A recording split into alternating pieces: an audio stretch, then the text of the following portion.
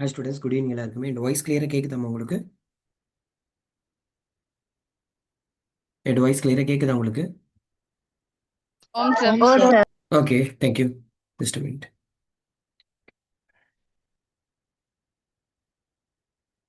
Okay students, last class என்ன படித்தோம்மா? இதில்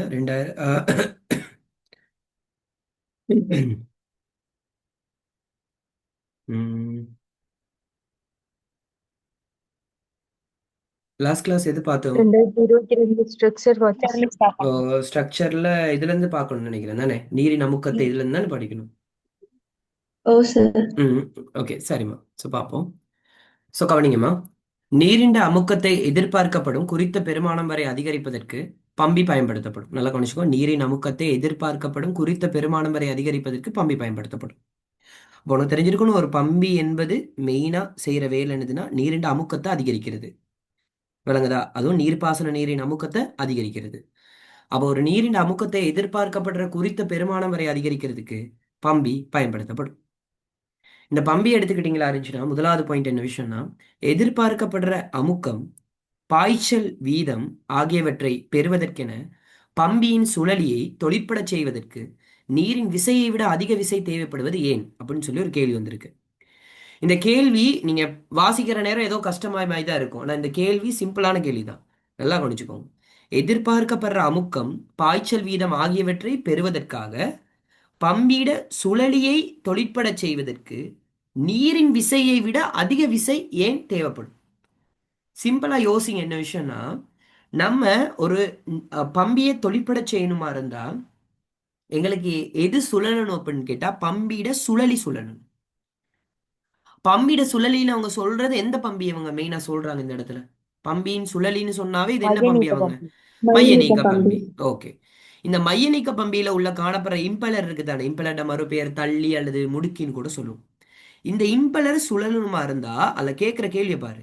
இம்பலர் சுழல்றதுக்கு சரியா, இம்பலர் சுழல தொழிற்பட செய்வதற்கு நீரின் விசையை விட அதிக விசை தேவைப்படுவது ஏன்னு சொல்லி கேள்வி வருது.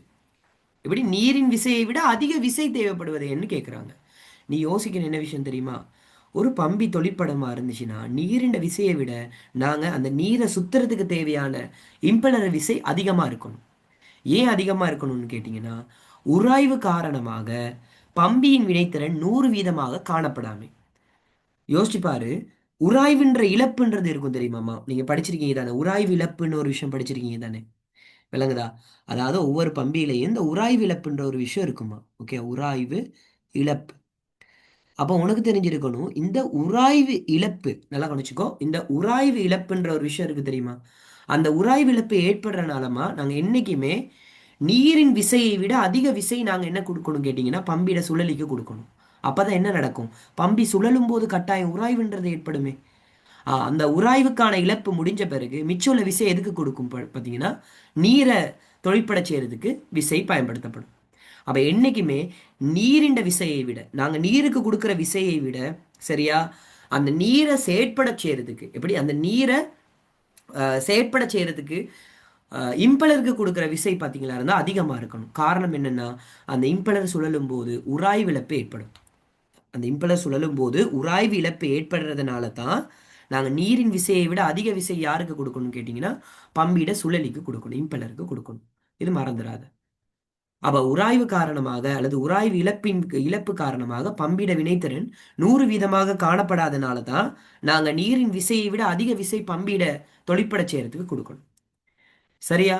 சோ மறந்துடாதீங்க இந்த கேள்வி நல்லா யோசிச்சீங்கன்னா விட எழுதலாம். அப்ப என்னைக்குமே ஒரு பம்பியில பாத்தீங்கன்னா இயங்குற பாகம் எது? சுழலி தானே. அப்ப அந்த சுழலி இயங்குற பாகம்னால கட்டாயம் அதுக்கு உராய்வு இருக்கும்.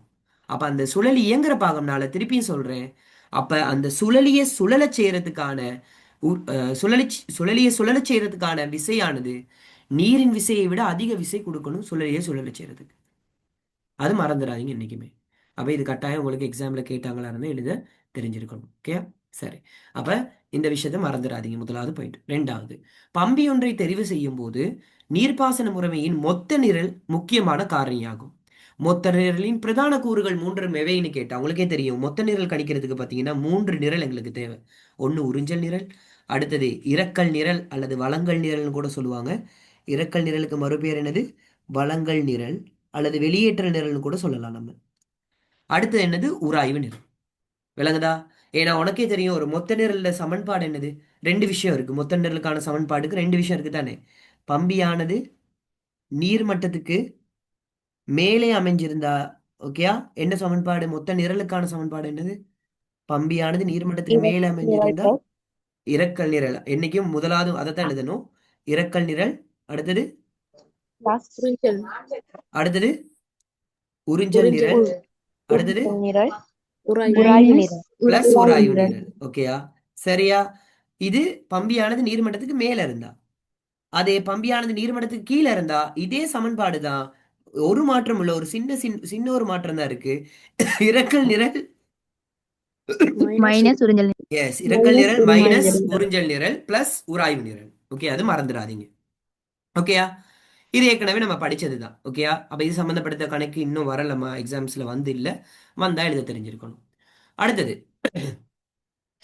வன வன அளவீட்டின் போது பயன்படுத்தப்படுகின்ற 2 உபகரணங்கள் கீழே வரிப்படங்களில் காட்டப்பட்டுள்ளன. இல்ல 1, 2 ஆகிய வினாக்களுக்கு விடையளிப்பதற்கு இந்த வரிப்படங்களை பயன்படுத்துக. என்னைக்குமா ஒரு ஸ்ட்ரக்சர் வாசிக்கும் போது ஏன் தெரியுமா அந்த ஹெட்டிங்கை வாசிக்க சொல்றோம்? இல்ல பாரு, அவன் கொடுத்துருக்கான் வன அளவீட்டுன்னு கொடுத்துட்டான். ஓகே, ஃபாரஸ்ட் மென்சுரேஷன்றது கொடுத்துட்டாங்க. வன அளவீடுன்னு கொடுத்த பிறகு பாத்தீங்கன்னா இந்த இடத்துல யோசிங்க, பி என்பது ஒரு உபகரணத்தை கொடுத்துருக்கான், கியூ என்பது ஒரு உபகரணத்தை கொடுத்துருக்கான். உனக்கு தெரியும் பி என்ற உபகரணம் என்ன? பட்டைமானி. ஸ்வீடிஷ் பட்டைமானி. ஸ்வெடிஷ் பட்டைமானி. ஓகே, ஸ்வெடிஷ் பட்டை மானி. ஓகேயா. கியூ என்பது பாத்தீங்கன்னா என்ன மானி? சாய்வு மானி. கியூ என்பது என்ன மானி? சாய்வு மானி. இப்ப கேட்கிற கேள்வியை பாரு, இதுல எல்லா பிள்ளைங்களும் செஞ்ச பிழை ஒண்ணு இருக்கு. என்ன தெரியுமா? கேட்ட கேள்வி ஒழுங்க பாரு. மேலே உள்ள வரிப்படங்களில் காட்டப்பட்டுள்ள ஒவ்வொரு உபகரணத்தின் மூலம் அளவிடப்படுகின்ற பரமானத்தை அங்க பாரு. ஒரிஜினல் மார்க்கிங் ஸ்கீம்ல அவங்க அண்டர்லைன் பண்ணியிருக்காங்க. பரமானத்தை குறிப்பிடுக. சில பிள்ளைங்க அவசரப்பட்டு இந்த கேள்வி ஒழுங்கா வாசிக்காம என்ன செஞ்சிருங்க, பீக்கு என்ன எழுதிருங்க, இந்த இடத்துல இடைவெளியில ஸ்வெடிஷ் பட்டைமானின்னு எழுதிருங்க. கியூக்கு இந்த இடத்துல என்ன எழுதிருங்க? சாய்வுமானின்னு எழுதிருங்க. ஆனா கேட்ட கேள்வி பரமானத்தை குறிப்பிடுக. பி என்பது ஸ்வெடிஷ் பட்டைமானி. உனக்கே தெரியும் ஸ்வெடிஷ் பட்டைமானியோட வேலை என்னது? மரப்பட்டையின் எதை துணிகிறதுக்கு? மரப்பட்டையின் எதை துணிகிறதுக்கு? தடிப்பை துணிகிறதுக்கு. மரப்பட்டை அல்லது மர உரிப்பட்டையின் தடிப்பை துணிகிறதுக்கு பயன்படுத்துறதும் ஸ்வெடிஷ் பட்டைமானி. சாய்வுமானி அப்படின்றது இந்த இடத்துல எல்லாரும் பிள்ளைங்க என்ன செஞ்சிட்டாங்க? சாய்வுமானின்றது சார் சொல்லியிருக்காரு நில அளவையில பாத்தீங்களா இருந்தா நிலைக்குத்து கோணங்களை மாத்திரம் அளவிடுவதற்கு பயன்படுத்துறதுன்னு சொல்லியிருக்காரு தானே, அப்படின்னு சொல்லி நீங்க இந்த இடத்துல எழுதக்கூடாது. ஏன் எழுதக்கூடாதுன்னு சொல்லுங்கம்மா. ஏண்டாம்மா சொல்லுங்க, ஏன் எழுதக்கூடாது? ஏமா? அவங்க வன அளவீட்டுன்னு கேட்டே இருக்காங்க. வன அளவீட்டுல பாத்தீங்களா இருந்தா மறந்துடாத, வன அளவீட்டின் போது நீங்க நிலைக்குத்து கோணம்னு சொல்லி எழுதக்கூடாது. வன அளவீட்டின் போது சாய்வுமானி பயன்படுத்துறது எதுக்காக அப்படின்னு கேட்டீங்கன்னா, நிற்கும் மரத்தின் உயரத்தை அளவிடுவதற்காக. எது? நிற்கும் மரத்தின் உயரத்தை அளவிடுவதற்காக. அப்ப உங்களுக்கு தெரிஞ்சிருக்கணும், மேலே உள்ள வரிப்படங்களில் காட்டப்பட்டுள்ள ஒவ்வொரு உபகரணத்தின் மூலம் அளவிடப்படுகின்ற பரமானத்தை குறிப்பிடுகன்னு கேட்டா, வன அளவீட்டுல இந்த உபகரணம் எதுக்காக பயன்படுத்தப்படுதுன்னு தான் நீ எழுதணும். வன அளவீட்டில் இந்த உபகரணம் எதுக்காக பயன்படுத்தப்படுது? உடனே சாய்வுமானி மூலம் நிலைக்குத்து கோணங்கள் அளக்கப்படும் அப்படின்னு சொல்லி நம்ம எழுத இயலாது. இதே நில அளவையா இருந்தா நாங்க எழுதியிருக்கலாம். நில அளவையா இருந்தா சாய்வுமானி மூலமாக நாங்க நிலைக்குத்து கோணத்தை அளவிடுவதற்கு பயன்படுத்துறோம். ஒரு கட்டடமோ ஏதோ ஒரு பொருளோட ஏற்ற கோணம் இறக்க கோணத்தை அளவிடுவதற்கு நாங்க சாய்வுமானி யூஸ் பண்ணலாம். ஆனா இந்த இடத்துல பாத்தீங்களா இருந்துச்சுன்னா, வன அளவீடு அவங்க கேட்டிருக்கனால, நல்லா கவனிச்சுக்கோ, வன அளவீடுன்னு அவங்க கொடுத்துருக்கனால கட்டாயம் நாங்க எதை யூஸ் பண்ணணும்னு கேட்டீங்களா இருந்தா இந்த 2 பரமானத்தை தான் யூஸ் பண்ணணும். புரியுதாமா உங்களுக்கு? கிளியராடி? கிளியரா? ஓகே, சோ அது மறந்துடாது. இது ஏற்கனவே நான் சொல்லியிருக்கேன். அடுத்த கேள்வி, இது வழக்கமான கேள்விதான். உபகரணம் பி உபகரணம் பி மரத்தின் எவ்வளவு உயரத்தில் பயன்படுத்தப்பட வேண்டும் கொடுத்திருக்கு. உனக்கு தெரியணும், ஒரு மரத்துல நாங்க எந்த அளவீடு பெறுவதா இருந்தாலும் பாத்தீங்கன்னா எந்த மட்டத்துல, எஸ், எந்த உயரம், அதுக்கு பேர் சொல்லுவாங்க என்னது? நெஞ்சரை மார்பு மட்டம். S, very good. நெஞ்சரை மட்ட உயரம்ன்றத நான் எப்படி உங்களுக்கு சொல்லி கொடுத்தேன்? எப்படி சொல்லி கொடுத்தேன் நெஞ்சரை மட்ட உயரம்ன்றது? எஸ், மார்பு மட்ட உயரம். ஓகே, ஆனா இங்க கேட்ட கேள்வி என்னதுன்னு பாரு. கேட்ட கேள்வி என்னது? மரத்தின் எவ்வளவு எவ்வளவு எவ்வளவு உயரத்தில் நிறுவப்பட வேண்டும்னு கேட்டா என்னது? சர்வதேச ரீதியாக ஏற்றுக்கொள்ளப்பட்ட மாறுமட்ட உயரம் 1 1.3 மீட்டர். 3 மீட்டர். ஓகேயா? ஸோ இது மறந்துடாதீங்க. இந்த கேள்வி 2 முறை 2020ஆம் ஆண்டு கேட்டு வந்துச்சு. சரியா? அதுக்கப்புறம் 2021 விட்டு 22ஆம் ஆண்டு கேட்டு வந்திருக்கு. சரியா? இது மறந்துடாதீங்க இந்த மாதிரி கேள்விகளை. ஓகே. ஆனா இங்க பாருங்க, அதுலயே கொடுத்துருக்கான் பாருங்க, இங்க எழுதியிருக்காங்க பாருங்க. கோணத்தை அளத்தல் என்பது வாசிப்பு பிழை. அப்படின்னு என்ன அர்த்தம்? கியூல சிலவங்க யாராவது கோண வாசிப்பை பெறுவதற்குன்னு எழுதியிருந்தாங்கன்னா அந்த இடத்துல பிழை போட சொல்லி கொடுத்துருக்காங்க. இந்த மாதிரி நிறைய இன்ஸ்ட்ரக்ஷன்ஸ் வழங்குவாங்க. விளங்குதா? மார்க்கிங் போறாக்களுக்கு இந்த மாதிரி இன்ஸ்ட்ரக்ஷன்ஸ் வழங்குவாங்க. ஸோ மறந்துடாதீங்க, இதை எக்ஸாமுக்கு கேட்டு எழுத தெரிஞ்சிருக்கணும். ஓகே. சரி, அடுத்த கேள்வி. இது ஈஸியான கேள்வி ஒன்று தாம்மா. இது எல்லாரும் படத்தை பார்த்தோன்னு பயப்படுறீங்க. யோசிங்க. கீழே காட்டப்பட்டுள்ளது 6 வோல்டேஜ் பேட்டரியுடன் மின்குமிழ் ஒன்று இணைக்கப்பட்டுள்ள விதத்தை காட்டும் சுற்று வரைபடம் ஆகும். வோல்ட் அளவிடுவதற்கு 3 பல்மானிகள் சுற்றில் இணைக்கப்பட்டுள்ளன. உனக்கே தெரியும், சாதாரணமா ஒரு வோல்டேஜ் அளக்கணுமா இருந்துச்சுன்னா பல்மானி எப்படி தொடுக்கப்பட வேண்டும் ஒரு சுற்றுல? சமாந்தரம். சமாந்தரமாக. எதுண்ட வோல்டேஜ் நீங்க அளக்குறீங்களோ அப்ப அதுக்கு சமாந்தரமாக தான் நாங்க கட்டாயம் தொடுக்கணும் பல்மானியை. பல்மானினா மல்டிமீட்டர். உனக்கு தெரியும் மல்டிமீட்டர் மூலமா என்னென்ன விஷயம் அளந்து கொள்ளலாம்? மின்னோட்டம், மின்னழுத்த தடை, வேறுபாடு, அடுத்தது மின்னோட்டம், volt. எஸ் வோல்ட் அளவுன்னு சொல்றதை விட மின்னழுத்த வேறுபாடுன்னு சொல்லுங்க. ஓகே. மின்னோட்டம், மின்னழுத்த வேறுபாடு அல்லது மின்னழுத்த வித்தியாசம், அடுத்தது தடை பெருமானம். ஓகேயா? சரி, இந்த கேள்வியை நல்லா கவனிச்சுக்கோ. இது ஒரு சாதாரண எளிய சுற்றுடாமா, எளிய சுற்று. அப்ப ஆளி எஸ்ஸினை தொழிற்பட செய்யும் போது, அது என்ன தொழிற்பட செய்யும் போதுன்னு என்ன அர்த்தம்? ஆன் செய்யும் போது அவனே கொடுத்துருக்கான். இப்ப சொல்லு, இந்த படத்துல பத்தியா இருந்துச்சுன்னா எஸ் இதுல ஆளி ஒன்ல இருக்கா ஆஃப்ல இருக்கா? ஒன்ல இருக்கு. அதாவது ஆளி பாரு பூர்த்தி செஞ்சிருக்கு, சுற்ற பூர்த்தி செஞ்சிருக்கு. அப்ப ஆளி சுற்ற பூர்த்தி செஞ்சிருக்கும் போது நீ யோசிக்கணும் சிம்பிளா. சரியா? ஒன் செஞ்சிருக்கும் போது PQR ஆகிய பல்மானிகளோட வோல்ட்ஸளவு வாசிப்புகள் என்னன்னு கேட்டிருக்காங்க. உனக்கு தெரியணும் பீல பத்தியா இருந்துச்சுன்னா சிம்பிளா யோசி. இந்த குறிப்பிட்ட சுற்றுல ஓடுற 6 வோல்டேஜ் இருக்கு தானே? நல்லா கவனிச்சுக்கோ. இந்த சுற்றுல ஓடுற 6 வோல்டேஜ் இருக்கு தானேமா? இதுல நல்லா கவனிச்சுக்கோ. இந்த சுற்றுல ஓடுற 6 வோல்டேஜ்னா இந்த இடத்துல நல்லா யோசி. பி என்பது பாத்தீங்கன்னா இருந்தா சுற்றுக்கு சமாந்தரமா தொடுக்கப்பட்டிருக்கு. அதாவது சுற்றுல ஒரு வோல்டேஜை காட்டியிருக்கு. அதே மாதிரி ஆறும் அதே விஷயம்தான். அது ஆறும் என்னது அதே விஷயத்தை தான் கொடுத்து காட்டியிருக்கு. இந்த இடத்துல கொஞ்சம் நல்லா கவனிச்சியா இருந்தா உனக்கு தெரியும் என்ன விஷயம்னா, இங்க நாங்க பயன்படுத்துற 6 வோல்டேஜ் பேட்டரிக்கு குறுக்காக கியூ இணைக்கப்பட்டிருக்கா இல்லையா? அப்ப கட்டாயம் கியூக்கு பத்தியா இருந்துச்சுன்னா நல்லா கவனிச்சுக்கோ. கியூக்கு கட்டாயமா பத்தியா இருந்தா இந்த சுற்று தொடுக்கப்பட்டிருந்தாலும் சரி தொடுக்கப்படலைனாலும் சரி கட்டாயம் கியூக்கு பாத்தீங்களா இருந்தா எத்தனை வோல்டேஜ் காட்டும்? கியூட 6 வோல்டேஜ் ஷுவரா காட்டும். 6 வோல்டேஜ் ஷுவரா காட்டும். விளங்குற? 6 வோல்டேஜ் ஷுவரா காட்டும். அப்ப இந்த கேள்வியை பாரு. ஆளி எஸ்ஸினை தொழிற்பட செய்யும் போது, அதாவது ஒன் செய்யும் போது PQR ஆகிய பல்மானிகளின் வோல்ட் வாசிப்புகள் முறையே. உனக்கு தெரிஞ்சிருக்கணும். இந்த வோல்ட்டை இதாக்கும் போது, சரி, இந்த சுற்ற தொழிற்பட செய்யும் போது ஆன் பண்ணும்போது என்ன நடக்கும் அப்படின்னு கேட்டா, இந்த 6 வோல்டேஜ் பேட்டரி இருக்கு தானே, இந்த பேட்டரியால வெளிப்படப்படுகின்ற வோல்டேஜை பார்த்தீங்கன்னா எதுல நாங்க பார்க்கலாம்னா கியூல தான். பீலையும் ஆர்லையும் பார்த்தீங்களா இருந்தா எங்களுக்கு என்ன வாசிப்பு கிடைக்காது அப்படின்னு கேட்டீங்களா இருந்தா வோல்ட்ஸ் மானிட வாசிப்பு கிடைக்காது. வோல்ட்ஸ் மானினா பல் மானிட வாசிப்பு கிடைக்காது. ஏன் கிடைக்காது அப்படின்னு கேட்டீங்கன்னா நீங்க நல்லா யோசிச்சு பாருங்க. இந்த குறிப்பிட்ட சுற்று தொடுக்கும் போது இந்த சுற்றினூடாக என்ன ஓடும்? மின்னோட்டம் ஓடுமா இல்லையா? ஓடும். மின்னோட்டம் ஓடும் போது பாத்தீங்களா இருந்தா இந்த இடத்துல பீலையும் ஆர்லையும் பாத்தீங்கன்னா வாசிப்பு பெற இயலாது. ஏன்னு கேட்டா பி என்பதும் ஆர் என்பதும் பாத்தீங்கன்னா சாதாரண வயர். விளங்குதா? சாதாரண வயருக்கு சமாந்தரமா தொடுக்கப்பட்டிருக்கு. விளங்குதா? அப்ப இந்த தருணத்துல பீலையும் பாத்தீங்களா இருந்தா 0 வோல்டேஜ் தான் பெருமானம் காட்டும். ஆர் பல்மானிலையும் பாத்தீங்களா இருந்தா 0 வோல்டேஜ் தான் காட்டும். ஆனா கியூல மட்டும்தான் 6 வோல்டேஜ் காட்டும் எப்பயுமே. ஏன்? எதனால? எதனால? மின்கலத்துக்கு சமாந்தரமா. மின்கலத்துக்கு சமாந்தரமா. பேட்டரிக்கு சமாந்தரமா தொடுக்கப்பட்டிருக்கு. பேட்டரிக்கு சமாந்தரமா தொடுக்கப்பட்டாமா நீ யோசிக்க என்ன விஷயம்னா பேட்டரியோட வோல்டேஜ் பெருமானத்தை தான் இந்த கியூ காட்டும். கியூல பல்மானில காட்டும்.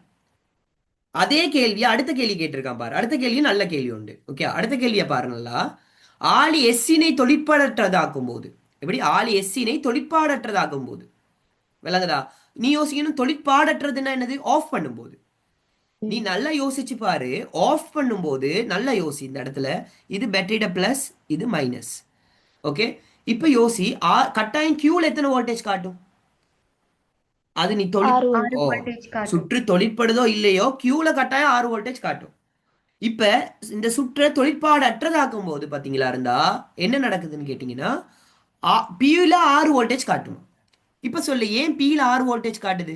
இந்த சுற்றை தொழிற்பாடு அற்றதாக ஆக்கும் போது. ஏன்டா அதுல ஆலி ஆஃப் ஆகுது. எஸ், அதான் ஆடி ஆஃப். அது சரிடின்னு எனக்கு தெரியுது. நான் சொல்றேன் என்ன விஷயம்னா, பியில 6 வோல்டேஜ் காட்டுதான். மைனஸ் விளங்குதா? முனையிலிருந்து பிளஸ் முனைக்கு மின்னோட்டம் எஸ். போகுது. ஓகே, நல்லா கவனிச்சுக்கோங்க. என்ன விஷயம்னு கேட்டிங்கன்னா, கவனிங்க. என்னைக்கு மின்னோட்டம் பார்த்தீங்களா இருந்தா மைனஸ் முனையில இருந்து பிளஸ் முனைக்கு பார்த்தீங்களா இருந்தா போகாது.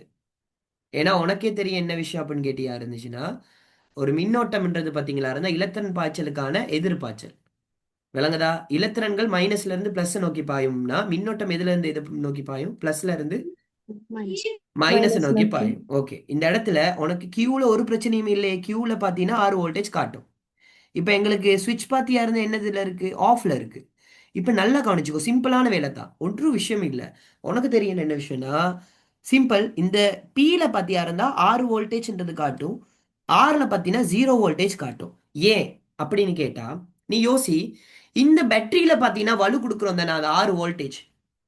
இந்த 6 வோல்டேஜ் வலுன்றது பாத்தீங்கன்னா இந்த குறிப்பிட்ட சுற்றினூடாக பாயும் போது, இந்த சுற்றிட முனைவுகளுக்கு இடையில 6 வோல்டேஜ் பாயும் போது, நீ யோசி, இங்க பிளஸ் இருக்கா, இங்க பிளஸ் இருக்கு, இங்க மைனஸ் இருக்கு. இப்ப நீ யோசிக்கணும், இந்த 6 வோல்டேஜ்ல மின்னோட்டம் எப்படி பாயும்? எந்த திசையில பாயும்? பிளஸ்ல இருந்து மைனஸா, மைனஸ்ல இருந்து பிளஸ்ஸா? பிளஸ்ல இருந்து எஸ். மைனஸ். இப்ப மைனஸ்ல யோசி. இருந்து மைனஸ். Okay, very good.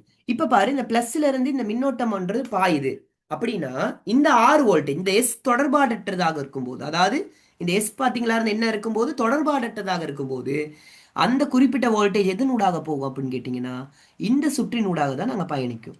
அதாவது இந்த 6 வோல்டேஜ் பார்த்தீங்கன்னா இங்கே இந்த சாரி 6 வோல்டேஜ் இந்த முனைகளுக்கு இடையில இருக்குதா இருந்துச்சுன்னா, இது சுற்றினூடாக மின்னோட்டம் பாயும் போது பார்த்தீங்களா இருந்தா, இந்த இடத்துல நல்லா கவனிச்சுக்கோ, இந்த பீன்ற இதுல பல்மானில பார்த்தீங்கன்னா இருந்தா 6 வோல்டேஜ் காட்டும். ஏன் காட்டுமெண்டா, இந்த இடத்துல பார்த்தீங்க இருந்துச்சுன்னா சுற்று தொடர்பாட்டத்தாக்க ஆக்கப்பட்டிருக்கு. இன்னும் உனக்கு தெளிவா சொல்றேன். உனக்கு இப்போ உனக்கு விளங்குதா இல்லையான்னு தெரியல. நான் இன்னும் தெளிவா சொல்றேன். இங்க கவனி. ஓகேயா? இந்த எஸ்ஸ நாங்க இப்படி பூர்த்தி அடையும் போதுமா, இங்க இருந்து போறது பார்த்தீங்கன்னா கரண்ட் வோல்டேஜ் வழியா போகுமா? இல்லாட்டி எங்களுக்கு இந்த வழியா, இந்த மின் கடத்தி வழியா போகுமா? மின் கடத்தி வழியா. இந்த சார் கடத்தி. மின்னோட்டம் எஸ். பிளஸ்ல இருந்து மைனஸ் போறேன்னா அடி சைடுக்கு தானே ஏரோ வரும். ஓ, அதுதான் தான். இங்க கவனிங்க என்ன விஷயம்டாமா, இங்க மின்னோட்டம் பிளஸ்ல இருந்து தானே போக போகுது. இப்போ உங்களுக்கு தெரிஞ்சிருக்கணும் என்ன விஷயம்டாமா, இந்த இந்த இடத்தின் வழியா தானே இப்படி தானே போக போகுது. என்ன சொல்லுங்க? இந்த கொஸ்டின் கொஞ்சம் ஸ்டார்ட்ல இருந்து விளங்கப்படுத்துங்க சார். ஸ்டார்ட்ல இருந்து விளங்கப்படுத்தவா? கவனி. ஓகே, அந்த சரி. ஓகே, வெற்றில இருக்கிற அந்த சமாந்தர தொடுத்தத்துல இருந்து அதுல இருந்து விளங்க. ஓகே, சரி. கவனி இதை கொஞ்சம். ஓகே, சரி. இதை கொஞ்சம் கவனி. இது என்ன விஷயம்னா, ஃபர்ஸ்ட்டுமா, இந்த பி கியூ ஆர்ன்றது பல்மானிகள். சரியா? இதுல சுற்றுல தொடுக்கி இருக்காங்க. 6 வோல்டேஜ் பேட்டரி ஒன்றுடன் மின்கோமில் ஒன்று இணைக்கப்பட்டுள்ள விதத்தை காட்டும் சுற்று வரைபடம் ஆகும். சரியா? இது மூன்றும் பல்மானிகள். உனக்கு தெரியும் பல்மானில 3 வாசிப்பு எடுத்துக்கொள்ளலாம். மின்னோட்டம், மின்னழுத்த வேறுபாடு, அடுத்தது தடை பெருமானம். உனக்கு தெரிஞ்சிருக்கணும் இதுல என்னன்னா, இந்த சுற்றுல பத்தியா இருந்தா இதுல கேட்கிற கேள்வி 2 கேள்வி தான். எஸ்ஸ ஒன் பண்ண வைக்கும் போது, அதாவது ஆளிய ஒன் பண்ணும்போது, சரியா, நீ யோசிக்கிற பில கியூல ஆர்ல பார்த்தீங்கன்னா வாசிப்புகள் என்னன்னு கேட்குறாங்க. அதே எஸ்ஸை ஆஃப் பண்ணும்போது பார்த்தீங்களா இருந்தா பில கியூல ஆர்ல என்ன வாசிப்புகள்னு கேட்குறாங்க. உனக்கு தெரிஞ்சிருக்கணுமா, எஸ்ஸை ஒன் பண்ணும்போது பார்த்தீங்களா இருந்துச்சுன்னா இங்க இதுல பாருங்க, இது பேட்டரியோட பிளஸ், இது பேட்டரியோட மைனஸ் முனை. ஓகேயா? இப்ப கரண்ட் போகும்போது இப்படி தான் நம்ம போக போகுது. இப்படி போகும்போது பார்த்தீங்களா இருந்துச்சுன்னா இங்க பாரு, கடத்தி பார்த்தீங்களா இருந்தா இப்போ ஒன்ல இருக்கு. அப்ப கடத்தியினூடாக மின்னோட்டம் பாய போகுது தானேம்மா. கடத்தியினூடாக மின்னோட்டம் பாய தானே போகுது. அப்ப இந்த மின்னோட்டம் பாயறனாலம்மா நல்லா கவனிச்சுக்கோ. சார் மின்னோட்டம் மின்னோட்டம் பிளஸ்ல இருந்து மைனஸா இல்லாட்டி மைனஸ்ல இருந்து பிளஸ்ஸா? என்னம்மா இது உங்களுக்கு சொல்லிக் கொடுக்கல யாருமே? மின்னோட்டம்ன்றது என்னது? இலத்திரன் பாய்ச்சலுக்கு எதிர்பாய்ச்சல் தானே. இலத்திரன்கள் என்ன ஓட்டம்? இலத்திரன்கள் என்ன இது? இலத்திரன்கள் என்ன என்ன ஏற்றம்? மைனஸ். மர ஏற்றம். இலத்திரன்கள் மரையேற்ற. ஓ, இலத்திரன்கள் மரையேற்றத்தை கொண்டது. இலத்திரன்கள் எங்க இருந்து பாயும்? மைனஸ்ல இருந்து எதை நோக்கி பாயும்? பிளஸ் பிளஸ் நோக்கி பாயும். ஓகே, அப்ப மின்னோட்டம் எப்படி பாயும்? பிளஸ் பிளஸ்ல இருந்து மைனஸ் நோக்கி. இதுல என்ன உங்களுக்கு குழப்பம்? ஏரோ அப்ப அடி சைடு தானே சார் வரும். ஏரோ என்ன சைடு வரும்? நான் சரியான சைடு தானே போட்டிருக்கேன் உங்களுக்கு இந்த இடத்துல. இது என்னது? பிளஸ் தானேமா. இது தானேமா ஓ பிளஸ். Sir plus. ஓ, அப்ப இங்கிட்டால தானேமா போகும். பிளஸ்ல இருந்து தானே இந்த முனையத்தை, இது தானே பிளஸ் முனை.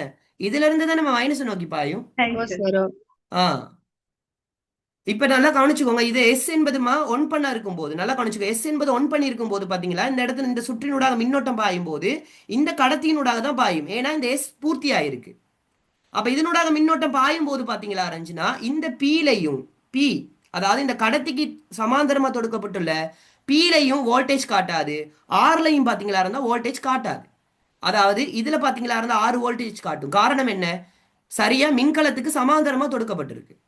விளங்குதா? மின்கலத்துக்கு சமாந்தரமா தொடுக்கப்படும் போது மின்கலத்துல 6 வோல்டேஜ்னா எங்கட இதுலயும் என்ன காட்டும்? 6 வோல்டேஜ் காட்டும். விளங்குதா? ஆனா இந்த சுற்றுல பாத்தீங்களா இருந்துச்சுன்னா இங்க சமாந்தரமா தொடுக்கப்பட்டிருக்கு தானே, பி கியூ இருக்கு, பி ஆர் இருக்கு தானே, இதுல பாத்தீங்கன்னா 0 வோல்டேஜ் தான் காட்டும். ஏன் 0 வோல்டேஜ் காட்டும்னா அதனூடாக மின்னோட்டம் பாயுது.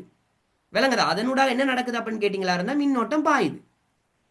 விளங்குதா? அப்ப அதனூடாக மின்னோட்டம் பாயுதா இருந்துச்சுன்னா பாத்தீங்களா இருந்தா அந்த இடத்துல பாத்தீங்கன்னா 0 வோல்டேஜ் தான் எங்களுக்கு காட்டும். காரணம் என்னன்னா பாயிர மின்னோட்டம் எதன் வழியா பாயுது உங்களுக்கு? இந்த கடத்தியினூடாக தான் பாயுது. இதுல இருந்து இப்படி பாயுது கடத்தியினூடாக.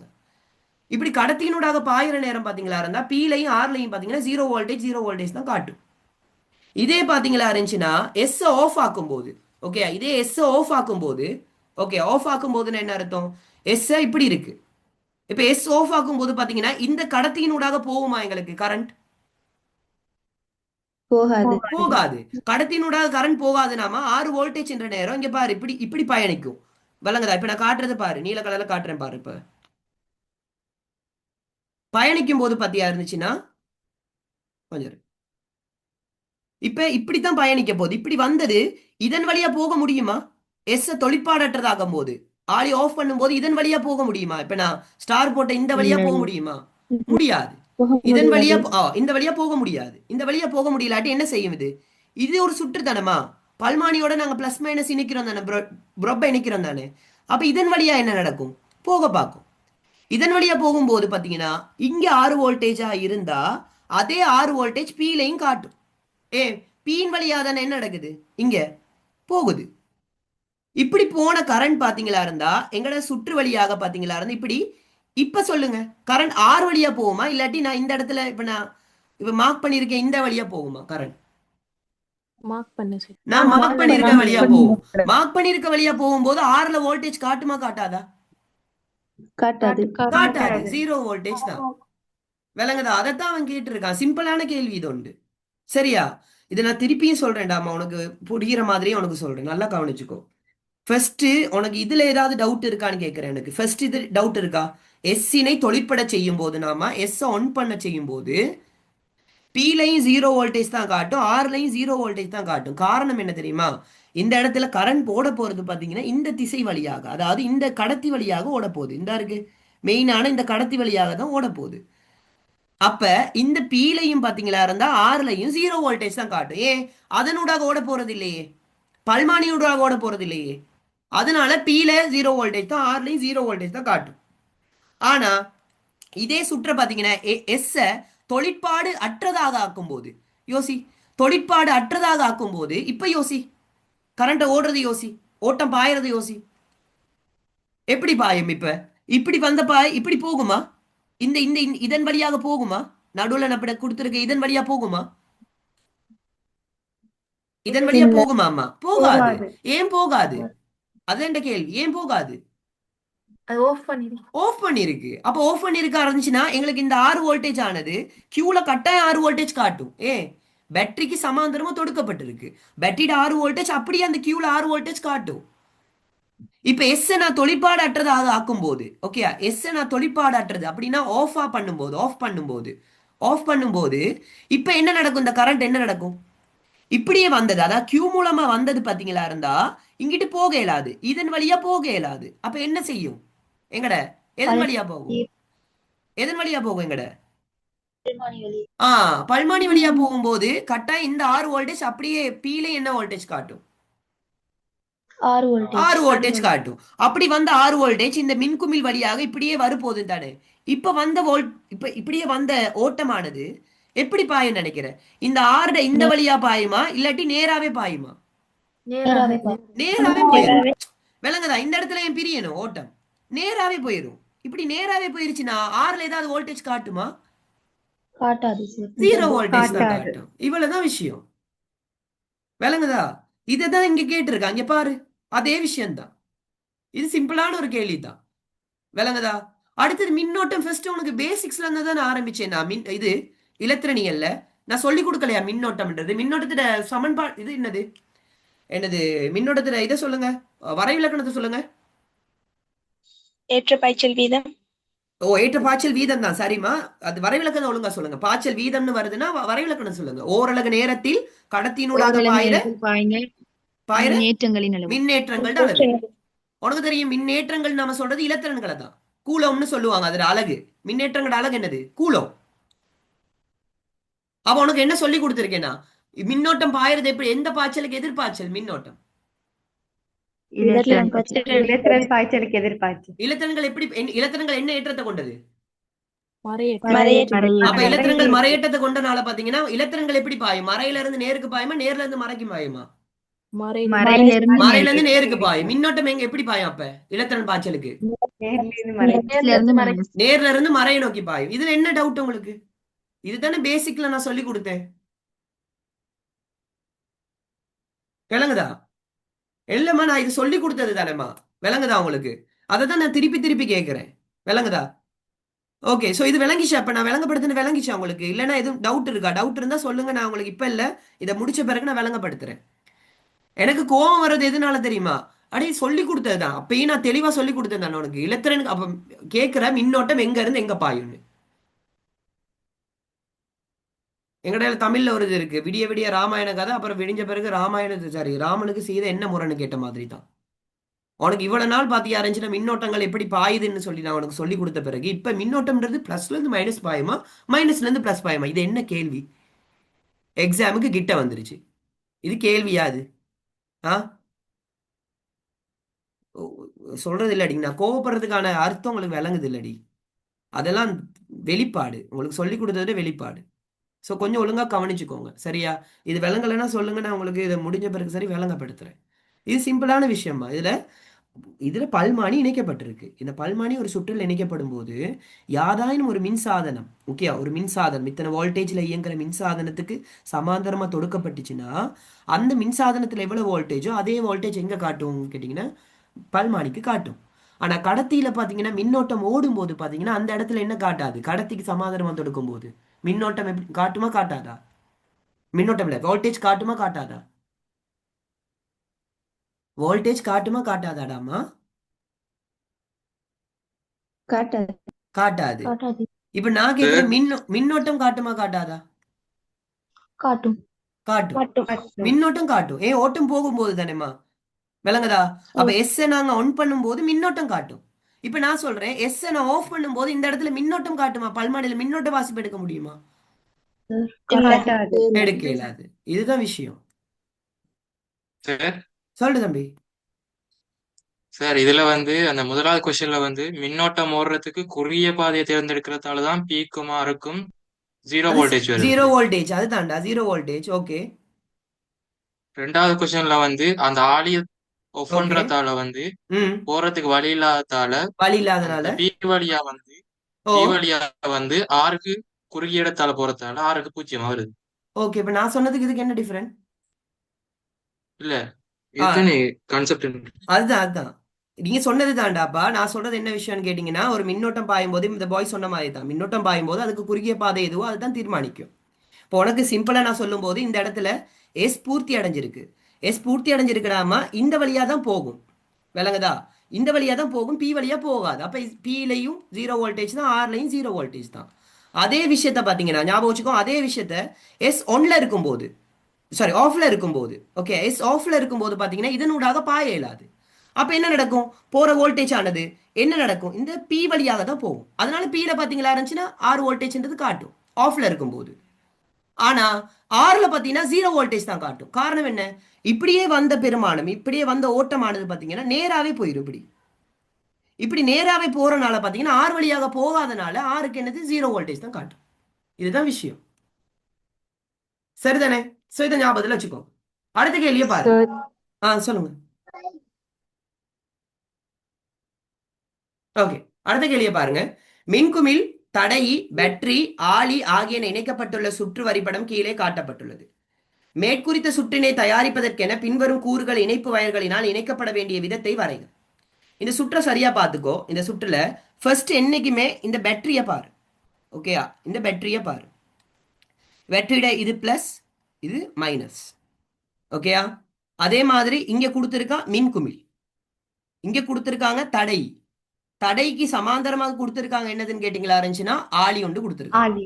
சரி, இப்ப கேள்வியை நல்லா கவனிச்சுக்கோ. அந்த கேள்வி என்னன்னா, மின்குமிழ், தடை, பேட்டரி, ஆளி ஆகியன இணைக்கப்பட்டுள்ள சுற்று வரைபடம் கீழே காட்டப்பட்டுள்ளது. மேற்குறித்த சுற்றினை தயாரிப்பதற்கென பின்வரும் கூறுகள் இணைப்பு வயர்களினால். உனக்கு தெரியும் இணைப்பு வயர்ன்றது என்னது? ஓகேயா? இணைப்பு வயர்கள்னு சொல்றது நாங்க என்னதுன்னா கனெக்டிங் வயர்ஸ். இப்ப நாங்க வயரை கனெக்ட் பண்ண போறோம். அதாவது இந்த சுற்றுல எந்த இருக்கு, இங்க வயர்ஸ் இருக்குதானே, இந்த மாதிரி வயர்ஸ். இந்த வயரால எப்படி கனெக்ட் பண்ணி காட்டுறதுன்னு பார்க்க போறோம். இது சிம்பிளான விஷயம் தான், கனெக்ஷன் அழகா கொடுக்கறது தான். ஃபர்ஸ்ட் என்னைக்குமே பேட்டரியில இருந்து ஸ்டார்ட் பண்ணு. உனக்கு இங்க பாரு பேட்டரி கொடுத்துருக்கான் தானே, இங்க பிளஸ் இங்க மைனஸ்னு கொடுத்துருக்கான். அது உங்களுக்கு இந்த விளங்குதா இல்லையான்னு தெரியல. உங்களுக்கு பாஸ் பேப்பர்ல விளங்குதான்னு பாரு. பிளஸ் மைனஸ் இங்க கொடுத்தே இருக்கான். இங்க பாரு பிளஸ் மைனஸ். இப்ப நல்லா கவனிச்சுக்கோ. நீ சிம்பிள் இந்த சுற்று ஒழுங்கா பாரு. இந்த சுற்றுல நல்லா கவனி. இங்க பேட்டரியோட பிளஸ் இருக்கு, இங்க மைனஸ் இருக்கு. இப்ப நல்லா கவனிச்சுக்கோ. பேட்டரியோட மைனஸ்ல இருந்து ஒரு வயர், நல்லா கவனிச்சுக்கோ, பேட்டரியோட மைனஸ்ல இருந்து ஒரு வயர் ஆனது எதோட இணைக்கப்படுது? எதோட இணைக்கப்படுது? மின்குமிழோட. எஸ், பேட்டரியோட எதோட மைனஸ்ல இருந்து. நல்லா கவனிச்சுக்கோ. இப்ப நான் இதை வரைஞ்சு காட்டுறேன், கவனி. நீல கலர்ல வரைஞ்சு காட்டுறேன். அப்ப உனக்கு விளங்குதுல. இங்க பாரு மைனஸ்ல இருந்து அப்ப ஒரு கனெக்ஷன் எதுக்கு கொடுக்கணும் நீ? இங்க பாரு எதுல லைட்டிட ஒரு முனைக்கு நீ கொடுத்துட்ட. சரி, அப்ப இந்த இதை வரைஞ்சிட்ட தானே நீ? இதை வரைஞ்சிட்ட. இங்க பாரு இந்த இந்த பகுதியை நீ வரைஞ்சிட்ட. அதே மாதிரி லைட்டிட அடுத்த முனை எதோட வந்து ஜாயின் ஆகுதுன்னு பாரு. எதோட வந்து ஜாயின் ஆகுது? லைட்டிட அடுத்த முனை, அதாவது அடுத்த வயர். லைட்டிட அடுத்த வயர் எதோட வந்து ஜாயின் ஆகுது? தடையோட. Very good. இங்க பாரு எங்களுக்கு தடையை கொடுத்துருக்க அந்த இடத்துல. அப்ப லைட்டிட அடுத்த வயரோட இங்க பாரு இப்படி ஒரு கனெக்ஷன் எடுத்து இங்க பாரு இந்த மாதிரி கொடுத்து விடு. இங்க பாரு இப்ப ரெண்டு விஷயத்த வரைஞ்சிட்ட. லைட்டிட ரெண்டு தொடுப்பையும் நீ வரைஞ்சிட்டியா இல்லையா? ஓ சார். வரைஞ்சிட்ட. இப்ப பாரு அடுத்ததுக்கு போ. அடுத்தது பேட்டரியோட பிளஸ் இருக்கு தானே, பிளஸ் என்னதோட இணைக்குது பாரு? தடையிட அடுத்த முனையோட இணையுதா இல்லையா? ஓ சார். அப்ப இங்க பாரு, இங்க பேட்டரியோட பிளஸ்ல இருந்து நீ என்ன செய், தடைக்கு ஒண்ணு கொடு. அப்ப தடையிட விஷயம் முடிஞ்சிச்சு தானே? தடையிட ரெண்டு முனையும் நாங்க வரைஞ்சிட்டோம் தானே? பாரு, தடையிட ரெண்டு முனையும் நாங்க வரைஞ்சிட்டோம். இப்ப பாரு தடைக்கு சமாந்தரமா, நல்லா கவனிச்சுக்கோ, தடைக்கு சமாந்தரமாக என்ன இணைக்கப்பட்டிருக்கு? தடையிட ஒரு முனையோட ஆளி இணைக்கப்பட்டிருக்கு. அப்ப என்ன செய், தடையிட இந்த முனையில இருந்து ஆளியோட ஒரு கனெக்ஷன் இப்படி கொடு. அதே மாதிரி தடையிட மத்த முனையில இருந்து ஆளிய என்ன செய், இப்படி இந்த கனெக்ஷனை கொடு. சோ இவ்வளவுதான் விஷயம். இவ்வளவுதான் நீ வரைஞ்சு காட்டணும். மேற்குறித்த சுற்றினை தயாரிப்பதற்கு பின்வரும் கூறுகள் இணைப்பு வயர்களால் இணைக்கப்பட வேண்டிய விதத்தை வரைக. என்னைக்கும் ஒரு சுற்று நான் உனக்கு சொல்லித்தரேன். உனக்கு எலக்ட்ரானிக்ஸை பொறுத்த வரைக்கும் ஒரு சுற்றுல பத்தியா இருந்துச்சுன்னா உனக்கு கொடுக்குறாங்களா இருந்தா அந்த சுற்றுல பேட்டரி உன்னோட வலுவளங்கள் எங்க கொடுத்துருக்காங்களோ அதுல இருந்து ஸ்டார்ட் பண்ணு. அப்போ உனக்கு ஈஸியா முடிச்சு கொள்ளலாம். ஈஸியா உனக்கு என்ன செய்யலாம், பிடிச்சு கொள்ளலாம். பிளஸோட எது இணைச்சிருக்கு, மைனஸோட எது இணைச்சிருக்கு, அதை ஒழுங்கா பாத்தியா இருந்தா பிடிச்சு கொள்ளலாம். இது கிளியரா அப்போ உனக்கு? ஓ சார். ஓகே, சரி, இது ஞாபகத்துல வச்சுக்கோ. நீ வேணா வரைஞ்சி பாரு. அவ்வளவுதான் விஷயம். கேள்வி அடுத்தது, அன்றாட பயன்பாட்டுக்குரிய இலத்திரனியல் உபகரணங்களில் நுண்கட்டுப்படுத்திகள் பயன்படுத்தப்படும். உனக்கு தெரியும் நுண்கட்டுப்படுத்திகள் நான் என்ன சொல்லி கொடுத்தேன் லாஸ்ட் இதுல 15ஆம் பாடத்துல நம்ம படிச்சோம். நுண்கட்டுப்படுத்திகள் என்னது? Micro controllers. உனக்கே தெரியும் மைக்ரோ கண்ட்ரோலர்ஸ் கூடுதலாக பாத்தியா இருந்துச்சுன்னா லாபகரமானதுதான், நான் இல்லைன்னு சொல்லல. ஆனா உனக்கு தெரியும் மைக்ரோ கண்ட்ரோலர்ஸ் மூலமா பாத்தியா இருந்துச்சுன்னா வெரி குட்மா, அதாவது அது சற்று சிக்காரத தன்மை கொண்டது. காரணம் என்னது? அதை யூஸ் பண்றதுக்கு எங்களுக்கு என்ன தேவை? செய்நிரல் கணினி மொழிகள். செய்நிரல் மொழி தொடர்பான இது முக்கியம்.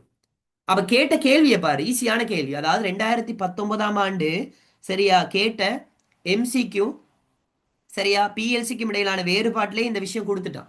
அந்த எஸ்ஏல போட்ட கேள்வியை எம்சி ஸ்ட்ரக்சர்ல கேட்டிருக்கான். வீட்டு இலத்திரனியல் உபகரணங்களில் நுண்கட்டுப்படுத்திகளின் பிரதானமாக பயன்படுத்துவதற்கான காரணங்கள் இரண்டை குறிப்பிடுக. ஏன் வீட்டு இலத்திரனியல் உபகரணங்களை நாங்க எம்சி பயன்படுத்துறோம், மைக்ரோ கண்ட்ரோலர்ஸ்? காரணம் என்னது? லாபகரமானது. அடுத்தது, தேவைக்கேற்ப நாங்க தொகுதிகளில் இணைத்து தொழிற்பட செய்ய முடியும். எப்படி? தேவைக்கேற்ப தொகுதிகளில் இணைத்து தொழிற்பட செய்ய முடியும். காரணம் என்னது? நுண்கட்டுப்படுத்திகள்ன்றது பெரிய இடம் தேவைப்படுமா, சின்ன ஒரு இடம் தேவைப்படுமா? அதுக்கு இடவசதி சின்ன ஒரு இடம். அப்போ உனக்கு தெரியும் இந்த நுண்கட்டுப்படுத்திகளை யோசிச்சு பாரு. சிம்பிளா யோசி. நுண்கட்டுப்படுத்திகள்ன்றது பத்தியா இருந்துச்சுன்னா நாங்க எந்த தொகுதியோட வேணாலும் பத்தியா இருந்தா இணைத்து தொழிற்பட செய்ய முடியும். காரணம் என்ன தெரியுமா? இது ஒரு தனி நுண்சில்லை கொண்ட ஒரு சிறிய கணினி. ஒரு தனி நுண்சில்லை கொண்ட ஒரு சிறிய கணினி. படிச்சு கொடுத்துருக்கேன். நுண்கட்டுப்படுத்தின்றது ஒரு தனி நுண்சில்லுன்னு என்ன அர்த்தம்? ஒரு மைக்ரோ சிப். விளங்குதா? ஒரு சின்ன மைக்ரோ சிப்பை கொண்ட ஒரு சிறிய கணினி தான் நுண்கட்டுப்படுத்தி. விளங்குதா? அதே விஷயத்த ஞாபகத்துல வச்சுக்கோ. என்ன விஷயம்னா, சரியா, இதுல உள்ள பிரதிகூலம் என்ன? பிரதிகூலம் நீங்க எழுதிக்கிட்டே போகலாம். நிறைய பிரதிகூலம் சிக்கார்ந்த தன்மை கொண்டது. விளங்குதா? பயன்பாடு சற்று சிக்கார்ந்த தன்மை கொண்டது. விளங்குதா? செய்நிரல் மொழிகள் கரட்டு அறிய பாவனைக்கு வேண்டியதால எஸ் கரட்டு பாவனைக்கு பயன்படுத்தலாமா? பயன்படுத்தலாமா கரட்டு இல்ல. பாவனைக்கு? இல்ல. கரட்டு பாவனைக்கு எது உகந்தது? அதான் செய்நிரல். PLC எஸ் பிஎல்சினா என்னது? தர்க்க விரிவாக்கம் கட்டுப்படுத்தி. தெரிஞ்சிருக்கணும். செய்நிரல் தர்க்க கட்டுப்பாட்டு தர்க்க முறைமை. கட்டுப்படுத்தி. செய்நிரல் தர்க்க எஸ். கட்டுப்படுத்தி. அடுத்தது இதுல ஆயுட்காலம்ன்றது என்னது? நீண்ட காலமா குறைவா? குறைவு. குறைவு. நீண்ட கால பாவனை இன்மைன்னு கொடுத்திருக்காங்க. பாவனை இன்மை அப்படின்னா ஆயுட்காலம் குறைவு. அடுத்தது ரொம்ப ரொம்ப முக்கியமான விஷயம் என்னதுன்னா, இத செய்நிரல் படுத்துறதுக்கு கடினமாக இருக்கும். காரணம் என்னன்னா, நீ என்ன தெரிஞ்சிருக்கணும்? கணினி கணினி செய்நிரல் விளக்க மொழிகள். மொழி. செய்நிரல் மொழி தொடர்பான விளக்கம் இருத்தல் வேண்டும். இது மறந்துடாத. ஓகேயா? ஸோ இது எக்ஸாம்ல கேட்டா உனக்கு ஞாபகம் வச்சுக்கோ. ஓகே, சரி. ஸோ அப்ப உனக்கு எக்ஸாம்ல ஒரு வேலை கேட்கும் போது பாத்தீங்களா இருந்துச்சுன்னா கட்டாயம் உனக்கு இது ஞாபகத்தில் நிக்கணும். ஓகேயா? ஸோ ஏன்னு கேட்டிங்களா இருந்தா மைக்ரோ சார் கண்ட்ரோலர்ஸை பத்தி பாத்தியா இருந்துச்சுன்னா எக்ஸாம்ல இது வரைக்கும் கேட்டு வந்ததுன்னு கேட்டிங்களா இருந்துச்சுன்னா ஒவ்வொரு எக்ஸாம்லையும் மைக்ரோ கண்ட்ரோலர்ஸை பத்தி கேட்டுட்டு தான் இருக்கா. அதே மாதிரி தான் பிஎல்சியும். ஓகேயா? இப்ப இது ரெண்டுமேமா கட்டுப்படுத்திகளோட வகைகளா கட்டுப்பாட்டு முறைமையோட வகையா? கட்டுப்படுத்தி. கட்டுப்படுத்திகளோட வகை, கண்ட்ரோலர்ஸ்ட வகை. கட்டுப்பாட்டு முறைமை தான் எத்தனை வகைப்படும்? திறந்த தட கட்டுப்பாட்டு கட்டு முறைமை, முறைமை, மூடிய மூடிய தட தட கட்டுப்பாட்டு. கட்டுப்பாட்டு முறைமை. ஓகே, இதெல்லாம் கிளியரா தானே விளங்கப்படுத்தின உங்களுக்கு? பிரச்சனை இல்லையா எஸ். அதெல்லாம்?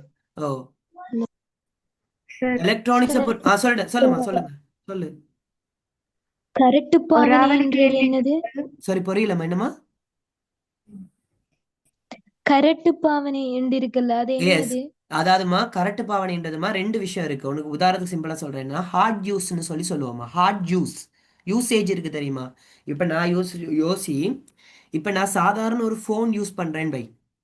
ஃபோன்ன்றது பாத்தீங்கன்னா ஹார்ட் யூஸ் இல்லைங்கட. ஹார்ட் யூஸ்னா நாங்க ரொம்ப நேரமா தொடர்ச்சியா நாங்க யூஸ் பண்ண போறது இல்லை. விளங்குதா? தொடர்ச்சியான என்ன அர்த்தம் அப்படின்னா பெரிய பெரிய விஷயங்களுக்காக நாங்க ஃபோன் யூஸ் பண்ண மாட்டோம். இப்போ ஃபோன்ல காணப்படுறது எல்லாமே சின்னவா மைக்ரோ சிப்ஸ் தான். விளங்குதா? இதே நீ ஒரு இதை எடுத்துக்கிட்ட, ஒரு தொழிற்சாலை எடுத்துக்கோ. ஒரு கை தொழிற்சாலையில நிறைய மெஷின்ஸ் இருக்கு. இந்த நிறைய மெஷின்ஸை பார்த்தீங்கன்னா கண்ட்ரோல் பண்றது எல்லாமே பார்த்தீங்கன்னா என்னது? ஹார்ட் யூஸா சாஃப்ட் யூஸா? இப்ப நான் கேட்கிறேன்டாமா, நான் ஒரு போனை சாதாரண எத்தனை வருஷம் யூஸ் பண்ண? ஒரு 2 வருஷம் யூஸ் பண்றியா? அதே இதுல உள்ள காணப்படுற இதுல கைத்தொழிற்சாலைகள்ல பெரிய காணப்படுற மெஷின்ஸ் இருக்கு தானே, அந்த மெஷின்ஸ் எல்லாத்தையும் பத்தியா இருந்தா 2 வருஷம் யூஸ் பண்றதுக்காக வாங்குவேன் கோடிக்கணக்கா செலவழிச்சு? இல்ல. ஸோ அந்த மாதிரி மெஷின்ஸ், அந்த மாதிரி மெஷின்ஸ் பெரிய பெரிய சூப்பர் கம்ப்யூட்டர்ஸ், லேப்ல காணப்படுற மெஷின்ஸ் இருக்கு தானே, அந்த மெஷினரிஸ் எல்லாத்தையும் கட்டுப்படுத்துறதுக்கு பார்த்தீங்கன்னா பிஎல்சி மூலமா தான் நாங்கள் கட்டுப்படுத்துவோம். Programmable logical control system. இது கூடுதலாக உங்களோட ஸ்கூல்ஸ் இருந்துச்சுன்னா, ஸ்கூல்ஸில் பார்த்தீங்களா இருந்துச்சுன்னா ஃபுல்லாகவே அந்த கம்ப்யூட்டர் லேப்ஸுக்கு யூஸ் பண்ணியிருப்பாங்க. பெரிய பெரிய ஸ்கூல்ஸில் கம்ப்யூட்டர் லேப்ஸுக்கு யூஸ் பண்ணியிருப்பாங்க இந்த பிஎல்சி சிஸ்டம்ன்றது. ப்ரோக்ராமபிள் லாஜிக்கல் கண்ட்ரோல் சிஸ்டம்னு சொல்லுவாங்க. சரியாம்மா? கரெக்ட் பாவனைன்றது அதுதாம்மா ஹார்ட் யூஸ்ன்னு சொல்லுவாங்க. நாங்கள் மைக்ரோ கண்ட்ரோலர்ஸை கரெக்ட் பாவனைக்கு யூஸ் பண்ண இயலாது. விலங்குற ஹார்ட் யூசேஜ் பண்ண இயலாது. அதெல்லாம் சாதாரண சிறிய விளையாட்டு உபகரணங்கள் இருக்கு தெரியுமாம்மா? ஆயுட்காலம் குறைவான உபகரணங்கள் இருக்கு தெரியுமா? அதுல தான் நாங்கள் பயன்படுத்துவோம். ஓகேயா? விளங்குதா? Okay sir. ஓகே, இப்ப நாங்க இந்த ஆர்டினோ போர்டு இருக்கு தானே. ஓ, ஆர்டினோன்றது எதுக்குள்ள வரும்? நுண்கட்டுப்பாட்டு முறைமைக்குள்ள வர்றதா இல்லாட்டி பிஎல்சிக்குள்ள வர்றதா? நுண்கட்டுப்பாட்டு முறைமை. நுண்கட்டுப்பாட்டு முறைமை. ஆர்டினோன்றது ஒரு வகையான நுண்கட்டுப்பாட்டு முறைமை. ஆர்டினோவை நாங்க செயற்பட செய்யணும்னாமா வன்பொருள் மட்டும் இருந்தால் போதுமானது. சரியா பிழையா? பிழை. வன்பொருளும் இருக்கணும், அதுக்கான என்ன இருக்கணும்? பிழை. என்ன இருக்கணும்? மென்பொருளும் மென்பொருளும் இருக்கணும். அதே மாதிரி ஆர்டினோன்றது ஒரு மூடிய ஆதார மூல மேடையாகும். சரியா? பிழை. பிழை. திறந்த ஒரு திறந்த ஆதார மூலமேடை அப்படின்னா ஓபன் சோர்ஸ் பிளாட்ஃபார்ம் அப்படின்னா என்ன அர்த்தம்? யாரும் கூகுள் பயன்படுத்தலாம். லினக்ஸ் யூஸ் பண்ற மாதிரி யார் வேணாலும் யூஸ் பண்ணலாம். நான் அது நெட்ல எடுத்து காட்டினேன் தானே உனக்கு. யூடியூப்ல இதுல கூகுள்ல இருக்கு. ஸோ கூகுள் லினக்ஸ் மாதிரி நாங்க யூஸ் பண்றது தான் ஓப்பன் சோர்ஸ் பிளாட்ஃபார்ம், திறந்த ஆதார மூலமேடை ஆர்டினோன்றது. எந்த கட்டுப்பாட்டு முறைமைன்னு கேட்டா நுண் கட்டுப்பாட்டு முறைமை. ஓகே ஆமா, கிளியரா? ஓகே சரி. ஓகே, அடுத்த கேள்வியை பாருங்க. புட்பார்வை காட்சி பேர்ட்ஸ் ஐ வியூ மூலம் அவதானிக்கும் போது குறிப்பிட்ட வீட்டுத் தோட்டம் ஒன்று காட்சியளிக்கும் விதம் பின்வரும் வரைபடத்தில் காட்டப்பட்டுள்ளது. இல 1 தொடக்கம் 3 வரையான வினாக்களுக்கு விடையளிப்பதற்கு இந்த வரைபடத்தை பயன்படுத்துக. இந்த வரைபடத்தை ஒழுங்கா பாருங்கம்மா. ஒழுங்கா பாருங்க இந்த வரைபடத்துல என்னென்ன கொடுத்துருக்காங்கன்றது. வேலின்னு ஒண்ணு கொடுத்துருக்கான், பெரிய மரம்னு ஒண்ணு கொடுத்துருக்கான், இங்க ஒரு பெரிய மரம் கொடுத்துருக்கான், நடுவுல வீடு, பாதை, தாவர வேலி, புன்னிலம், பூங்கா மேசையும் கதிரைகளும். இப்படி கொடுத்துருத்துட்டு இப்படி ஒண்ணு கொடுத்துட்டு அடுத்த கேள்வி என்ன கேட்க போறான்றது ஷுவரா தெரியும். என்னதுன்னு கேட்டீங்கன்னா, நியம குறியீடுகளை பயன்படுத்தி. எதை பயன்படுத்தி? நியம குறியீடுகள். நான் உனக்கு சொல்லி கொடுத்தனா இல்லையா நியம குறியீடுகள்?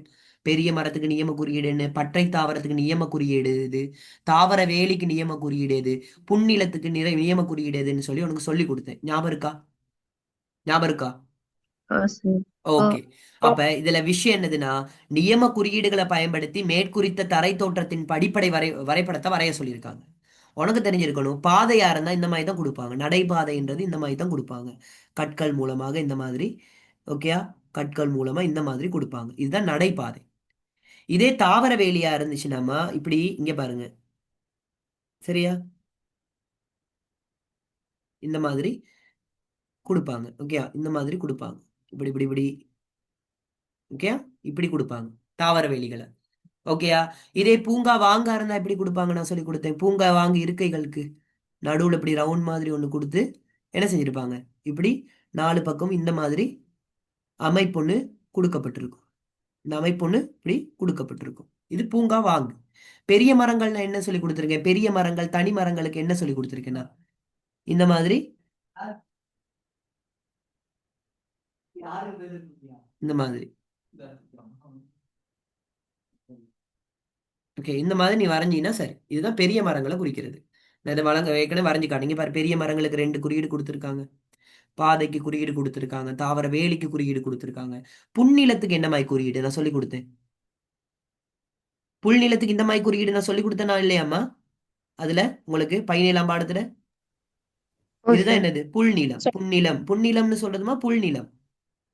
வீடுன்னா சாதாரணமா இந்த பெட்டி ஷேப் தான். இது பிரச்சனை இல்லை, வீடு எங்களுக்கு ப்ராப்ளம் இல்லை, இதுக்கு மார்க்ஸ் இல்லை எங்களுக்கு. பெரிய மரத்துக்கு மார்க்ஸ். அடுத்தது வேலிகள். சொல்ல மறந்துட்ட. வேலிகள். வேலிகள் என்ன சொல்லு? படலையும் வேலியும்க்கு சொல்லி கொடுத்தனா இல்லையா அந்த மாதிரி குறியீடு? ஓ சார். ஓகேயா?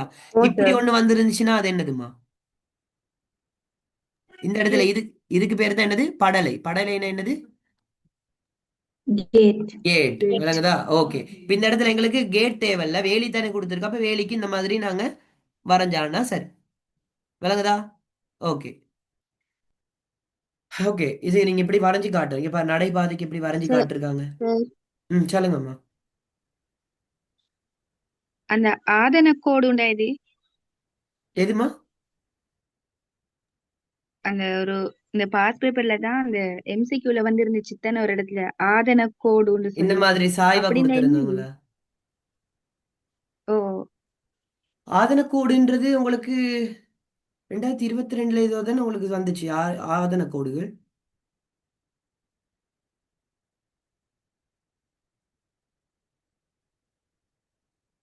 ஏதோ ஒரு பாஸ் பேப்பர்ல தானே வந்துச்சு ஆதனக்கோடுன்றது.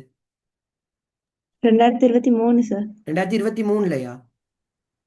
ஓ ஓ, ஆதனக்கோடுன்றது என்ன சொல்லி கொடுத்தேன்? ஆதனக்கோடு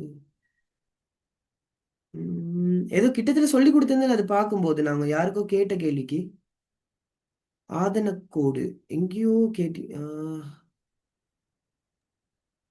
சார் 2023ல 49வது பாருங்க இதுக்கு எம்சிக்யூ. ஆதனக்கோடு அதான் கிட்டத்தட்ட யாரோ கேட்டாங்க, நான் சொல்லி கொடுத்தேன் ஆதனக்கோடுன்றது. நான் எங்கேயோ பார்த்தது ஒன்று இருக்கு. அது கேட்டு வந்திருக்கா ஆதனக்கோடு 2023 பாஸ் பேப்பர்லையா?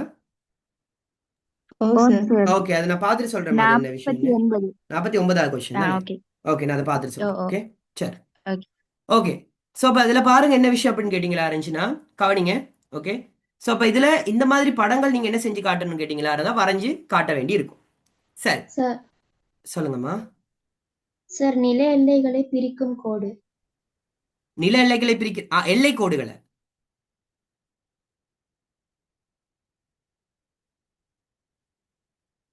ஹலோ, சார் ஆதரக்கோடுன்றது அந்த எல்லை கோடுகளை தானே.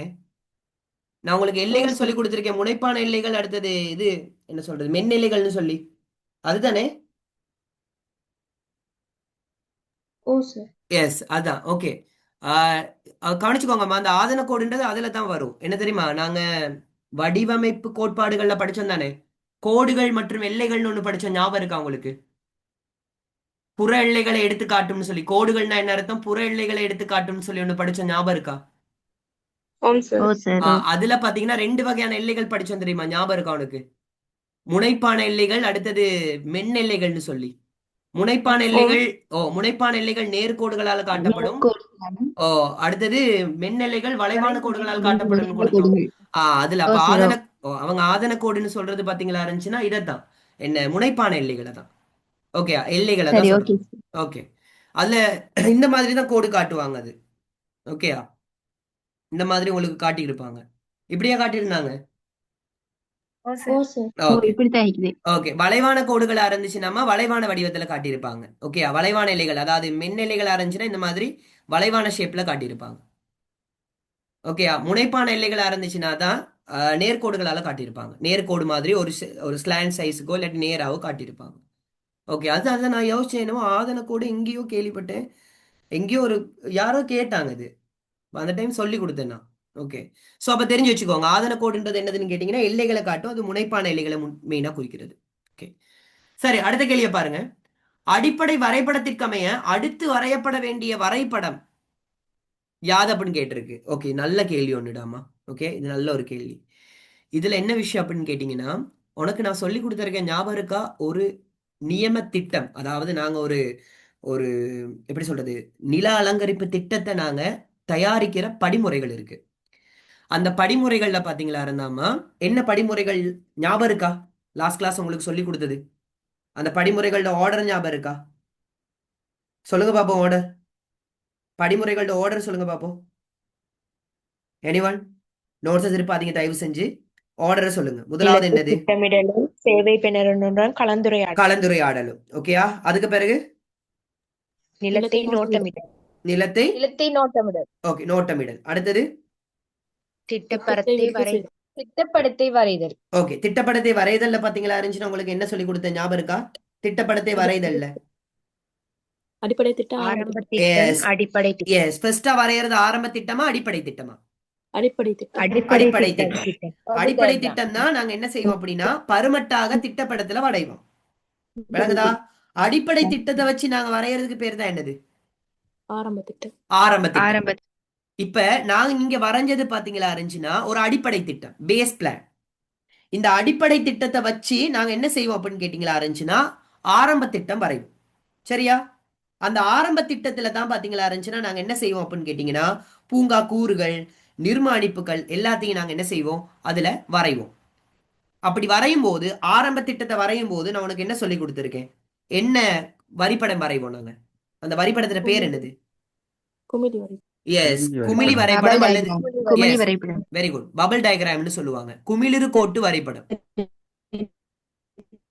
ஓகே, குமிழிரு கோட்டு வரிப்படம். இந்த குமிழிரு கோட்டு வரிப்படம்ன்றது நம்ம சொல்றது என்ன திட்டம்? ஆரம்ப திட்டம். விளங்குதா? அப்ப இந்த கேள்வியை பாரு, அவனே சொல்லிட்டான் அடிப்படை வரைபடத்திற்கு அமைவாகன்னு கொடுத்துட்டான்.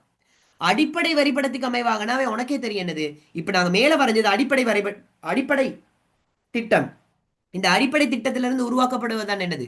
ஆரம்ப திட்டம். திட்டம். சரியா? நீ ஆரம்ப திட்டம்னு எழுதுறது பெட்டர், இல்லனா குமிழிரு கோட்டு வரிபடம் எழுதுறதும் பெட்டர் தான். ரெண்டுல ஏதாவது எழுதலாம். ஓகேயா?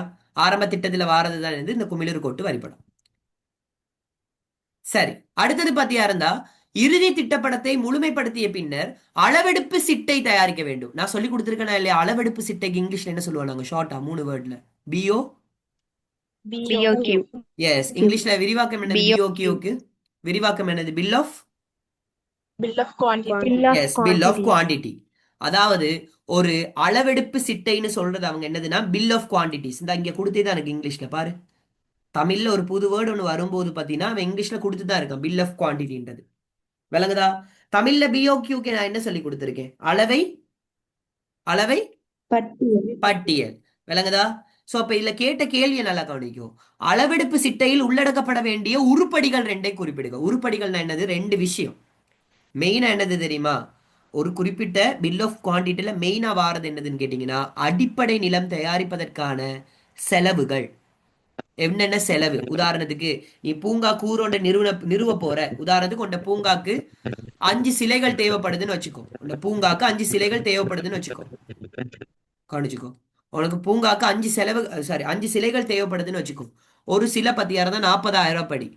அப்ப ஒரு சிலையோட விலை என்னது? அழகு விலை எவ்வளவு? 40,000 ரூபாய். எத்தனை சிலை தேவைப்படுது? 5 சிலை. அப்ப 40,000 தர 5 எவ்வளவு அப்படின்னு சொல்லி வரும் உனக்கு? 2 லட்சம் ரூபாய் அப்படின்னு சொல்லி வரும். 200,000. 200 ரூபாவா? 2 லட்சம் ரூபாய், 200,000. Okay, very good. அப்ப 200,000. Very good, 200,000. அப்ப இதுல உருப்படிகள் ரெண்டை குறிப்பிடுகண்டா. முதலாவது அடிப்படை நிலம் தயாரிப்பதற்கான செலவு. அடிப்படை நிலம் தயாரிக்கிறதுக்கான செலவு நான் அந்த நிலத்தை என்ன செய்யணும்? நாங்க கொத்தணும், புரட்டணும், அந்த நிலத்துக்கு மேல பாத்தீங்கன்னா தேவைப்பட்டா கான்கிரீட் இடணும். இந்த மாதிரி விஷயம் அடிப்படை நிலம் தயாரிக்கிறதுக்கான செலவு குறிப்பிடப்பட்டிருக்கும். அதே மாதிரி தேவையற்ற கூறுகளை அகற்றுவதற்கான செலவும் மென்கூறுகளை தாபிப்பதற்கான செலவும் குறிப்பிடப்பட்டிருக்கும். அதே மாதிரி பாத்தீங்கன்னா வேலையாட்களுக்கான கூலி. வேலையாட்களுக்கான கூலினா ஒருத்தருக்கு ஒரு அவர் படிப்பு. உதாரணத்துக்கு 10 பேர் வேலை செய்யறாங்க, அவருக்கு ஒரு அவர் படி 200 ரூபாய் கூலி. அவங்க 10 அவர் வேலை செய்யறாங்க ஒரு நாளைக்கு அப்படின்னா அவங்களுக்கு ஒரு நாள் கூலி எவ்வளவு? 2,000 ரூபாய் கூலி. ஓகே, இது எல்லாமே எதுல குறிப்பிடப்பட்டிருக்கும்? பிஓக்யூல. அதே மாதிரி பிஓக்யூல இன்னொரு விஷயம் குறிப்பிடப்பட்டிருக்கும். என்னது? தரையலங்கரிப்புக்கான வேதனம். அப்படின்னா என்ன அர்த்தம்? தரையலங்கரிப்பாளர் இருக்காரு தானே, அவருக்கான என்னது? சம்பளம். விளங்குதா? தரையலங்கரிப்பாக்கான சம்பளம்னா என்ன அர்த்தம்? லேண்ட்ஸ்கேப் டிசைனிங் பண்ணாரு, அந்த லேண்ட்ஸ்கேப் டிசைனிங் பண்ற தரை அலங்கரிப்பாளருக்கான வேதனம்னு சொல்றது அவருடைய கூலி. விளங்குதா? அவருடைய கூலி, அது லேண்ட்ஸ்கேப் டிசைனிங் கூலியை தான் இன்க்ளூட் பண்ணிருப்பாங்க. சரியா? அப்ப அதை மறந்துடாத. என்னைக்குமே எக்ஸாம்ல கேட்டா எழுத தெரிஞ்சிருக்கணும். அப்ப அடிப்படை நிலம் தயாரிக்கிறதுக்கான செலவு, தேவையற்ற கூறுகளை அகற்றுவதற்கான செலவு, மென்கூறுகளை தாபிப்பதற்கான செலவு, வேலையாட்களுக்கான கூலி, தரை அலங்கரிப்புக்கான வேதனம் அல்லது கூலி, இதெல்லாமே சம்பளம், இதெல்லாமே குறிப்பிடப்பட்டிருக்கும். இதுதான் பில் ஆஃப் குவான்டிட்டியில குறிப்பிடப்படுறது. நீ வன்கூறுகள் ஏதாவது தாபிக்கிறனாலும் அதுக்கான செலவும் பாத்தீங்களா இருந்துச்சுன்னா குறிப்பிடப்பட்டிருக்கும். கிளியரா? அப்ப இது உனக்கு கிளியரா? Okay, sir. ஓ சார். ஓகே. ஸோ இது இன்னும் நான் சொல்லிக் கொடுக்கல உனக்கு. அடுத்தது இந்த இ என்பது இன்னும் சொல்லிக் கொடுக்கல. இது அடுத்ததா தான், அடுத்த கிளாஸ் மண்டே தான் நாங்கள் பார்க்க வேண்டியிருக்கு. ஓகே, மண்டே தான் இதை பார்க்கணும் உங்களுக்கு. சரியா? மீள் சுழற்சி இந்த பத்தி மண்டே. ஆமா, மண்டே இல்லைன்னா தேர்ஸ்டே தான் பார்க்க வேண்டியிருக்கும். சில நேரம் மண்டே கிளாஸ் இருக்காது, நான் பார்த்துட்டு சொல்றேன் உங்களுக்கு. சரியா? மேக்ஸிமம் தேர்ஸ்டே மாதிரி தான் பார்க்க வேண்டி வரும். ஓகே, சரி. ஓகே, இதை ஞாபகத்தில் வச்சுக்கோ. ஓகே, நோட் பண்ணி வச்சுக்கோ இது. ஓகே, சரி. ஸோ நோட் பண்ணி வச்சுக்கோ. நாங்கள் பார்க்க வேண்டிய பேலன்ஸ் எதுவும் இருந்துச்சுன்னா கேள்விகள் நாங்கள் பார்த்துட்டு போவோம். ஓகே, சரி. ஓகே, ஸோ நெக்ஸ்ட் கிளாஸில் பார்த்தீங்களா இருந்துச்சுன்னா நம்ம இதை பார்ப்போம். ஓகே, ஸோ ஸ்டூடெண்ட்ஸ் இங்கே கொஞ்சம் கவனிச்சுக்கோங்க. என்ன விஷயம் அப்படின்னு கேட்டிங்கன்னா, ஏன்னா நான் இப்போ வரைக்கும் 2024ஆம் ஆண்டு பாஸ் பேப்பர் செஞ்சுட்டேன், 2023ஆம் ஆண்டு பாஸ் பேப்பர் உங்களுக்கு வழங்கப்படுத்திட்டேன். என்னால் எனக்கு அடுத்த வாரம் மட்டும், ஓகே, அடுத்த வாரத்துக்குள்ள எனக்கு 2022ஆம் ஆண்டு பாஸ் பேப்பர் முடிக்க முடியும். 2021, 20, 19 எல்லாம் நீங்க தான் பார்க்க வேண்டி இருக்கும். ஓகேயா? நீங்க தான் பார்க்க வேண்டி இருக்கு. ஏன்னா செமினார் சீரீஸ் ஸ்டார்ட் ஆகுது. ஸோ இதை நீங்க தான் பார்க்க வேண்டி இருக்கும். இதுல ஏதாவது டவுட்ஸ் இருந்துச்சுன்னா சொல்லுங்கம்மா. நாங்க டவுட்ஸ் கிளாஸஸ் ஏதாவது போடுவோம் தானே, ஸோ அந்த டைம் போடுற நேரம் நான் விளங்கப்படுத்தி விடுறேன். ஸோ எல்லாத்தையுமே எனக்கு விளங்கப்படுத்த இயலாது, அது உண்டு. அதே மாதிரி தான் 2019 இருந்து பார்த்தீங்களா இருந்துச்சுன்னா மாடல் பேப்பர்ஸ். சரியா? 2023 வரைக்கும் அனுப்பியிருக்கேன்னு நினைக்கிறேன். 24 எனக்கு கிடைக்கல. சரியா? நான் 24 கிடைச்சிச்சுன்னா உங்களுக்கு அனுப்பி விடுறேன். ஓகேயா? ஸோ 24 எனக்கு இன்னும் கிடைக்கல. ஸோ 24 வந்தது நான் யாருக்கும் உங்கள்கிட்ட இருந்துச்சுன்னா, பிடிஎஃப் இருந்துச்சுன்னா இல்லாட்டி ஹார்ட் காப்பி இருந்துச்சுன்னா எனக்கு கொஞ்சம் பிடிஎஃப் பண்ணி அனுப்பி விடுங்க. ஸோ அனுப்புறதுக்கு 2019 இருந்து 23 வரைக்கும் உள்ள மாடல் பேப்பர்ஸ் நான் உங்களுக்கு அனுப்பியிருக்கேன். அதில் மெயினான பேப்பர் தான் செஞ்சுக்கிட்டு இருக்கேன் இப்போ மாடல் பேப்பரில். 2019 பரீட்சைகள் திணைக்களத்தால் வெளியிடப்பட்ட பேப்பர். ஸோ இதை ஃபுல்லாகவே நான் உங்களுக்கு முடிச்சு தருவேன். ஓகேயா? மிச்சம் உள்ள 2019 23 வரைக்கும் உள்ள மாடல் பேப்பர்ஸ் பார்த்தீங்களா இருந்தால் ஸ்கீமோடய அனுப்பியிருக்கேன் உங்களுக்கு. அதை பார்த்துக்கோ. அதில் ஏதாவது டவுட்ஸ் அப்படி இருந்துச்சுன்னா கட்டாயம் என்கிட்ட கேளுங்க, அதை நான் உனக்கு விளங்கப்படுத்துறேன். சரியா? ஓகே. ஸோ உங்களுக்கு தியரி கிளாஸ் பொறுத்த வரைக்கும் பார்த்தீங்களா இருந்தால் அடுத்த வாரம் ஃபர்ஸ்ட் வீக் வரைக்கும் உங்களுக்கு தியரி கிளாஸஸ் ஃபுல்லாகவே நடைபெறும். சரியா? ஃபர்ஸ்ட் வீக் ஆமாம் ஃபுல்லாகவே நடைபெறும். உங்களுக்கு அந்த டேட்டை நான் அறிவிச்சிடுறேன். அதுக்கு பிறகு பார்த்தீங்களா இருந்துச்சுன்னா எங்களோட ஃபைனல் செமினார் ஸ்டார்ட் ஆகும். சீரிஸ் 13ஆம் தேதி ஸ்டார்ட் ஆகும் அக்டோபர். சரிதானே? ஸோ உங்களுக்கு ஃபர்ஸ்ட் 2 வீக் அக்டோபர் 2 வீக்கும் நடக்கும் உங்களுக்கு. ஆமாம் அக்டோபர் 2 வீக் நடக்கும் உங்களுக்கு. எதுன்னு கேட்டிங்கன்னா உங்களோட தியரி கிளாஸஸ் நடக்கும். அக்டோபர் ஃபீஸ் யாரும் கட்ட தேவையில்ல. ஓகேயா? அக்டோபர் ஃபீஸ் யாருமே கட்ட தேவையில்ல தியரிக்கு. அது என்னதுன்னு கேட்டால் செப்டம்பரில் நான் விடுபட்ட கிளாஸஸ் தான் அக்டோபர் 2 வாரம் இருக்குதானே, முதல் 2 வாரம் அதில் நான் உங்களுக்கு கவர் பண்ணுவேன். அக்டோபர் 13ஆம் தேதி உங்களுக்கு 13 அதாவது அக்டோபர் 12ஆம் தேதியிலிருந்து எஸ் ஆமாம் 12ஆம் தேதியிலிருந்து பார்த்தீங்கன்னா உங்களுக்கு எந்த கிளாஸஸுமே நடக்காது. அதாவது தியரி எதுவுமே நடக்காது. இனி ஃபைனல் செமினார் மட்டும்தான். ஓகேயா? ஸோ அந்த 12ஆம் தேதிக்குள்ள நான் 18ஆம் பாடத்தை உங்களுக்கு முடிச்சு தரேன். அதே சந்தர்ப்பத்தில் 18 மட்டும் தான் முடிக்க இருக்கு இன்னும் தியரி. Om sir. ஓ 18 மட்டும் நான் முடிக்க இருக்கு, அதை முடிச்சு தரேன் உங்களுக்கு. அதுக்கு உங்களுக்கு இதில் 2022 பாஸ் பேப்பர்ஸ் ஃபுல்லாகவே நான் முடிச்சு காட்டுறேன், முடிச்சு கொடுப்பேன். அவ்வளோதான் என்னால் செய்ய முடியும் இவ்வளோ தூரத்துக்கு. சரியா? ஸோ என்னால் முடிஞ்ச அளவுக்கு நான் செஞ்சேம்மா. இடையில உண்மையாகவே நான் சொல்கிறேன், என்ன கேட்டிங்கன்னா இந்த பெட்சுக்குமே நான் உங்களை நான் எதிர்பார்த்துட்டு இருக்க பெட்சில் உண்டு. சரியா? ஆனால் என்ன சொல்கிறது, எனக்கு 2023க்கு கொடுத்த எஃபர்ட் உங்களுக்கு 2023 24 கொடுத்த எஃபர்ட் பார்த்தீங்களா இருந்தால் உங்களுக்கு எனக்கு உங்களுக்கு கொடுக்க முடியலைன்னு கேட்டிங்கன்னா இந்த சில மெடிக்கல் இஷ்யூஸ் உங்களுக்கு தெரியும்னு நினைக்கிறேன். ஃபிசிக்கல் கிளாஸ் பிள்ளைங்களுக்கு ஆன்லைன் கிளாஸ் பிள்ளைங்களுக்கு தெரியும். ஒரு பெரிய மெடிக்கல் இஷ்யூவில் இருந்து தான் நான் வந்தது. ஸோ இவ்வளோ தூரத்துக்கு நான் கவர் பண்ணி கொடுத்ததே பெரிய விஷயம். சரிதானே? ஸோ என்னால் முடிஞ்சதை நான் செஞ்சுட்டேன். இதுக்கு மேலே என்னை குறை சொல்கிறதா இருந்தால், யாரும் குறை சொல்கிறீங்களா இருந்தால் பரவாயில்ல, குறை சொல்லி கொடுங்க. என்னால் முடிஞ்சதை நான் செஞ்சேன். நான் கஷ்டப்பட்டு தான் நான் முடிச்சிருக்கேன். சரிதானே? ஸோ முடிஞ்ச அளவுக்கு உங்களுக்கு எல்லாமே சிலபஸ் கவர் ஆகிருக்கும். 18ஆம் பாடமும் முடிச்சு தந்துடுவேன் உங்களுக்கு. இனி 2 வாரத்தில் 18ஆம் பாடத்தை முடிச்சு தந்துடுவேன். இன்னும் பேலன்ஸ் இருக்கிறது பார்த்தீங்களா இருந்தால் அந்த பாஸ் பேப்பர்ஸ் மாடல் பேப்பர்ஸ் பார்த்தீங்களா இருந்தால் நீங்கள் கட்டாயம் அதை பார்த்துக்கோங்க. அதை பார்த்துட்டு ஏதாவது டவுட்ஸ் இருந்துச்சுன்னா கட்டாயம் கேளுங்க, நான் விளங்கப்படுத்துகிறேன் உங்களுக்கு. சரியா? ஓகே. வேற விஷயம் இல்லை. நான் எந்த எஃபர்ட்டை உங்களுக்கு கொடுத்துருக்கேம்மா. என்னால் முடிஞ்சது இந்த வருஷத்துக்கான எஃபர்ட்டை நான் உனக்கு கொடுத்துருக்கேன். ஏன்னா சில நேரம் ரொம்ப கஷ்டப்பட்டேன்மா. ரொம்ப மெடிக்கல் இஷ்யூனால ரொம்ப கஷ்டப்பட்டேன். இப்போ கூட ரொம்ப கஷ்டப்பட்டு தான் அந்த கிளாஸஸ்லாம் செஞ்சிட்ருக்கேன். ஸோ ஸோ அதனால் என்னால் முடிகிற அளவுக்கு நான் உங்களுக்கு முடிச்சிட்டேன். சரிதானே? ஸோ கவனமாக போயிட்டு எக்ஸாமை செய்யுங்கடி. சரியா? ஸோ ஃபைனல் செமினார் முடிஞ்ச பிறகு உங்களோட நல்லா மனம் விட்டு கதைக்கிறேன்னா சரிதானே? ஏன்னா அதுக்கப்புறம் ப்ராக்டிகல்ஸ் இருக்குது நம்மளுக்கு. ஸோ ப்ராக்டிகல்ஸுக்கு ரெடி ஆகணும். பாஸ் பேப்பர் ஸ்பாட்ஸ் அடுத்தது நான் எடுத்து வச்ச ஸ்பாட்ஸ் அதுக்கெல்லாம் ரெடி ஆகணும். ப்ராக்டிகல்ஸ் ஆன்லைன்லேயும் நடக்கும், ஃபிசிக்கல்லையும் நடக்கும். அதுக்கு டைம் இதாக்குறேன். சரியா? நான் அதை பார்த்துட்டு சொல்கிறேன் உங்களுக்கு. சரியா?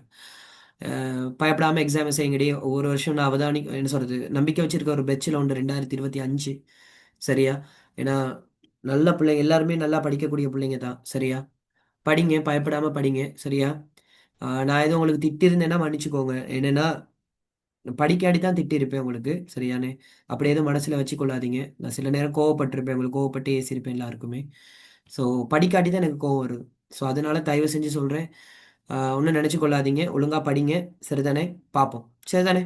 ஓகே. ஸோ அடுத்த கிளாஸ் பார்த்தீங்கன்னா 8:10க்கு ஸ்டார்ட் ஆகும். ஓகே? 8:10 மாதிரி ஸ்டார்ட் ஆகும் அடுத்த கிளாஸ். ஓகே? சரி, சொல்லுங்க. சொல்லுங்க. கிளம்போல பிசிக்கல் செமினார் எப்போ எடுப்பீங்க? கிளம்போல ஃபிசிக்கல் செமினார் அதுதான் இன்றைக்கும் கதைச்சிட்டு இருந்தேம்மா. ஃபிசிக்கல் செமினார்ஸ் தான் கொஞ்சம் இஷ்யூவாக இருக்குது. என்னன்னு கேட்டிங்கன்னா டைமுக்கும் கொஞ்சம் இதாக இருக்குமா, ஏன்னா எல்லா கிளாஸஸ் டைமும் இதாக இருக்கு. ஸோ அதனால் மேக்ஸிமம் சில நேரம் நான் பார்த்துட்டு சொல்கிறேன் உங்களுக்கு நெக்ஸ்ட் வீக் மாதிரி சொல்கிறேன் நான் ஃபிசிக்கல் செமினார் எடுப்பேனா இல்லையான்னு சொல்லி. ஓகேயா? நான் பிளான் பண்ணது 2 இடம் தான். கொழும்பு அண்ட் கண்டி மட்டும் தான் ஃபிசிக்கல் செமினார் பிளான் பண்ணது. மற்ற இடங்களுக்கெல்லாம் ரிவிஷன் வழக்கமாக அவங்களோட கிளாஸஸில் போகிற மாதிரி ரிவிஷன் போகும். பார்ப்போம், டைம் இருந்தால் நான் சொல்கிறேன் உங்களுக்கு. இதுவும் என்ன சொல்கிறது ஃபிசிக்கல் செமினாரை பற்றி. இல்லை எனக்கு டைம் இல்லைன்னா ஆன்லைன் தான் ஜாயின் ஆக வேண்டியிருக்கும். ஸோ அப்போ கட்டாயம் எல்லாருமே ஆன்லைனில் ஜாயின் ஆகுங்க, அவ்வளோதான் நான் சொல்ல முடியும். ஆன்லைன்ல ஜாயின் ஆகுங்க. சார் அப்படி பிசிக்கல் வைக்கிறனாலுமே ஆன்லைன் செமினார் முடிஞ்சதுக்கு அப்புறம் தானே வைப்பீங்க? ஓ, அப்படி வச்சா நான் ஆன்லைன் செமினார் முடிஞ்ச பிறகு தான் வைப்பேன் நான்.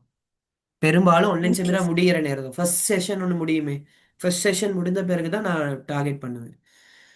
நான் பார்த்துட்டு புலம்பல் சொல்கிறேன். எப்ப வைக்கிய? அதுதான்மா, டைம் செட் ஆகலைம்மா, இன்னும் டைம் செட் ஆகலை. நான் பார்த்துட்டு சொல்கிறேன். கிளம்பவும் கண்டியும் டைம் செட் ஆகலை எனக்கு. எப்படி சொல்கிறதுமா, எல்லா செமினார்ஸும் வருது தானேம்மா, அப்போ அதனால பிள்ளைங்களையும் நான் இதாக கேளாது. அதனால தான் நான் பேசாமல் ஆன்லைனில் போகிறது தான் ஐடியா இருந்துச்சு எனக்கு. ஆன்லைனில் கட்டாயம் எல்லாரும் ஜாயின் ஆகுங்க. அது ஃபிசிக்கல் அண்ட் ஆன்லைன் எல்லாருமே ஜாயின் ஆகுங்க. ஆன்லைனில் படிக்கிற ஸ்டூடெண்ட்ஸ், ஃபிசிக்கல் படிக்கிற ஸ்டூடெண்ட்ஸ் எல்லாருமே ஆன்லைனில் ஜாயின் ஆகுங்க. ஏன்னா ஆன்லைன் உனக்கு 6 நாள் நடக்கிறது. எல்லாத்தையுமே ஃபுல்லாகவே ஓவரால் எண்ட் எக்ஸ்பெக்டேஷன் ஃபுல்லாகவே நான் என்ன செய்வேன், ரிவைஸ் பண்ணுவேன். அதான் நான் ஆன்லைனில் நான் ஃபுல்லாக டார்கெட் பண்ணுவேன். ஏன்னா ஃபிசிக்கல் கிளாஸ் 2 நாளுக்குள்ள எல்லா விஷயத்தையும் டார்கெட் பண்ணி சொல்ல இயலாது. ஆனாலும் முடிஞ்ச அளவுக்கு ஒரு பேப்பர் முடிக்கிற அளவுக்குன்றதுக்கு அவசரப்பட்டு தான் போகணும். விளங்குதா? ஸோ அதனால தான் பார்த்தீங்களா இருந்துச்சுன்னா, நான் ஆன்லைனில் பொறுமையாக படித்து கொடுக்கலாம். ஏன்னா நீங்களும் வீட்டில் இருப்பீங்க, நானும் வீட்டில் இருப்பேன். பொறுமையாக உனக்கு தேவைப்பட்ட கேள்விகளை நான் இந்த மாடல் பேப்பர்லேருந்து எடுத்து காட்டலாம். ஸோ அதனால எல்லாரும் ஆன்லைன் கட்டாயம் ஜாயின் ஆகுங்க. ஃபிசிக்கல் வைக்கிறதா இருந்தால் நான் சொல்கிறேன் உங்களுக்கு. சரியா? அந்த டைம் முடிஞ்சால் ஃபிசிக்கல் ஜாயின் ஆகுங்க. அவ்வளோதான் சொல்ல முடியும். ஓகே, சரி, ஓகேம்மா, தேங்க்யூ. நீங்கள் கொஞ்சம் ஒரு பிரேக் ஒன்று எடுத்துட்டு 8:10 மாதிரி ஜாயின் ஆகுங்க. சொல்லுங்கம்மா. ஓரின மீன் வளர்ப்பின்